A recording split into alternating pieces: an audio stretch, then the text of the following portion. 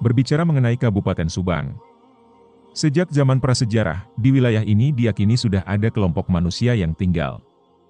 Hal tersebut merujuk karena telah ditemukannya bukti peninggalan kapak batu di daerah Bojongkeding, Pagaden, Kalijati, dan Dayakolot Sagalaherang. Temuan benda-benda prasejarah bercorak Neolitikum ini menandakan bahwa pada saat itu, di wilayah Kabupaten Subang sekarang, sudah ada kelompok masyarakat yang hidup dari sektor pertanian. Selain itu, dalam periode prasejarah juga berkembang pula pola kebudayaan perunggu yang ditandai dengan penemuan situs di Kampung Engkel, Sagalaherang.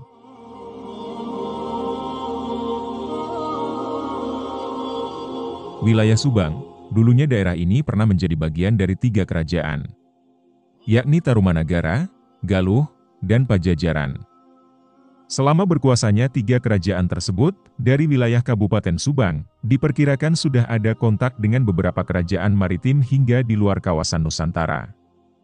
Peninggalan berupa pecahan-pecahan keramik asal Cina di Patenggeng, Kalijati, membuktikan bahwa selama abad ke-7 hingga abad ke-15 sudah terjalin kontak perdagangan dengan wilayah yang jauh.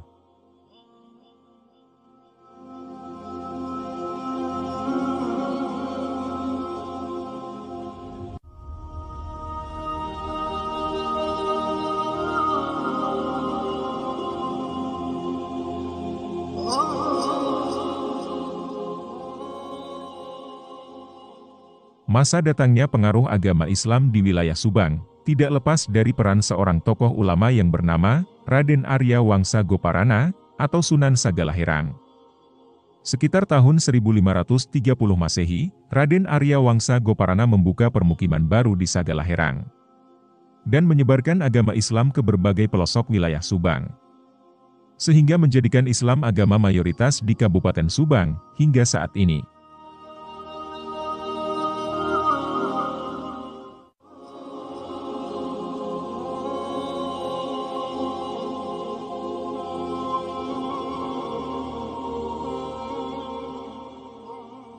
Raden Arya Wangsa Goparana, atau Sunan Sagalaherang. Beliau adalah putra dari Raja kelima dari Kerajaan Talaga Manggung, yaitu putra dari Raden Arya Kikis, atau disebut Sunan Wanaperi. Meski ayahnya adalah seorang raja, akan tetapi, Raden Arya Wangsa Goparana tidak berminat meneruskan jejak ayahnya sebagai raja di Talaga Manggung. Namun beliau memilih mengembara, menyebarkan agama Islam ke pelosok daerah Jawa Barat sekarang. Di antaranya Limbangan Garut, Sukabumi, Cianjur, Purwakarta, sehingga sampailah di daerah yang sekarang dinamakan Subang, dan menetap di daerah Sagalaherang. Raden Arya Wangsa Goparana, beliau disebut murid dari Sunan Gunung Jati. Beliau merupakan ulama yang menjadi tokoh kunci penyebaran agama Islam di wilayah Subang dan sekitarnya. Diperkirakan beliau mengadakan perjalanan penyebaran agama Islam sekitar tahun 1530 Masehi, kemudian sampai di Subang pada tahun 1600 awal. Menurut cerita rakyat, Raden Arya Wangsa Goparana diyakini merupakan tokoh perintis pemukiman di Sagalaherang. Bahkan dipercaya sebagai pemberi nama wilayah Sagalaherang. Sehingga beliau juga dikenal sebagai Dalam Sagalaherang atau Sunan Sagalaherang. Pada masa itu, wilayah Sagalaherang merupakan bagian dari kekuasaan Kerajaan Sumedang Larang.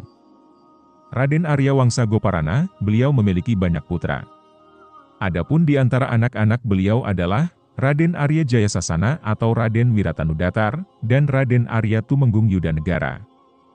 Kami tidak menemukan sumber tahun berapa beliau wafat. Akan tetapi makam beliau disebut berada di Desa Sagalaherang Kaler, Kecamatan Sagalaherang, Kabupaten Subang.